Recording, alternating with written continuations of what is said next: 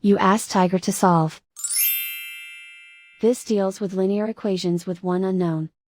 The final result is x equals 1. Let's solve it step by step. Simplify the expression. Expand the parentheses. Simplify the arithmetic. Multiply the coefficients. Group all constants on the right side of the equation. Subtract 6 from both sides. Group like terms. Simplify the arithmetic.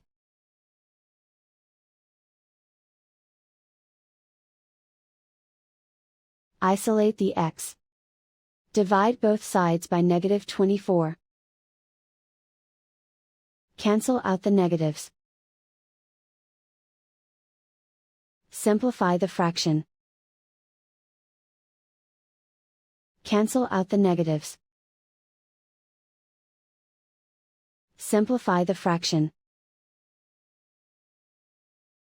And so the final result is x equals 1.